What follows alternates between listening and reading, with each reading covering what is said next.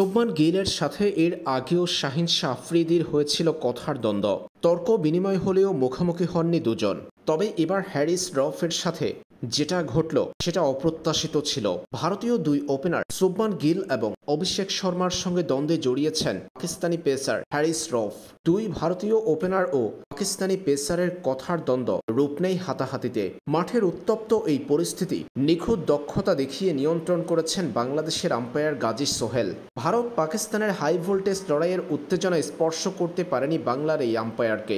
ঠান্ডা মাথায় মাঠের উত্তপ্ত পরিস্থিতি নিয়ন্ত্রণ করেছেন তিনি। হ্যারিস রফের সাথে দুই ভারতীয় ওপেনার শুভমান গিল ও অভিষেক শর্মাকে দেখা গেল বেশ উত্তেজিত হতে।